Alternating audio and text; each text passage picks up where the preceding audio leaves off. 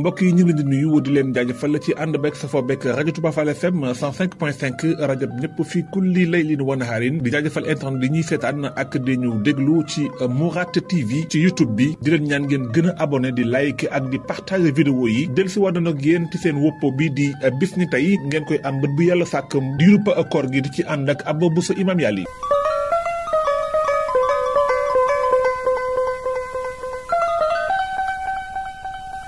ñetti fan ci weeru koor bis na tey ci la Yonent bi sallallahu alayhi wasallam daal di génnoon utali fi nga xam ne moom mooy Badar loolu nekk ndorteelu xaswatu Badrin al Kubra di Badar bi nga xam ne mi ngi amoon fukki fan ak juróom-ñaar ci weeru koor ñetti fan ci weeru koor bis na tey ci la actuel premier ministre bu Sénégal di Ousmane Sonko ak président Bassirou Diomaye Diakhar Faye ak lu mat fanweeri nit génn kaso yemook 14 mars atum 2024 loolu nekkoon bis na tey ñetti fan ci weeru koor bis na tey di ñetti fan ci weeru koor ci la na Fatima al Butul nekkoon doomu Yonent bi sallallahu alayhi wa sallam nekk sayyidu nisaa'ul janna moom sayyidatuna Fatima mi ngi faatu ñetti fan ci weeru koor atum fukk ak benn ci gàddaay gi moom sayyidatuna Fatima nag moom ñu ngi ko dénkoon sayyidina Ali karamallahu wajhu mu nekk soxnaam moom moo jur ki nga xam ne mooy sayyidina Xasan ak Xuseynu Xasan sax moo nekkoon ab taawam niki noonu Xuseynu bi nga xam ne moom moo ko mujj faatu sayyidatuna Fatima ñu ngi ko denc ci armeel yi Baqiya bisub talaata loolu nekkoon bis na tey ñetti fan ci weeru koor atum fukk ak benn ci gàddaay gi bis na tey di ñetti fan ci weeru koor ci la Marwan ibnu Hakam daal di faatu moom Marwan ibnu Hakam mi ngi faatu bis na tey ñetti fan ci weeru koor atum juróom benn fukk ak juróom ci gàddaay gi nekkoon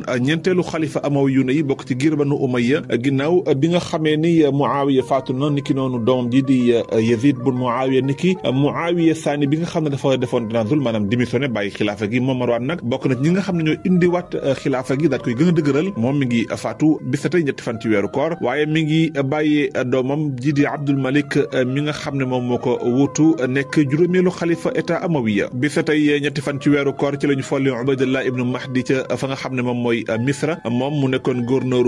Misra ci jamonoy Haroun Rachid bi nga xam ne moo nekkoon xalifa jullit nii loolu nekkoon ci atum téeméer rek juróom-ñett fukk ak benn ginnaaw ay xët-xët yoo xam ne amoon na ba ni mu ko follee bis na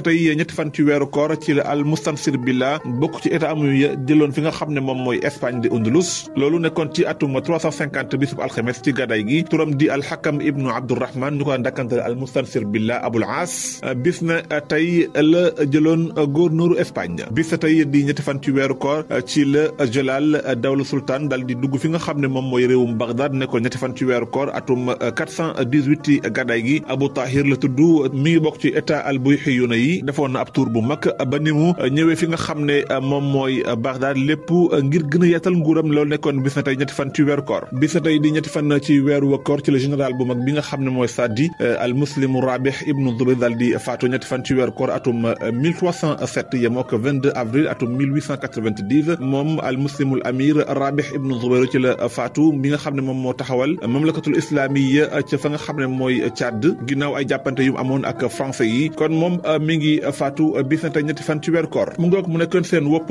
bis na tey ñi ngi leen di jaajëfal lu baax di leen dikk daje ëllëg ak jàmm amuñu seen fay yéen ñi topp bis na tey yàlla na yàlla fay musal leen ci ay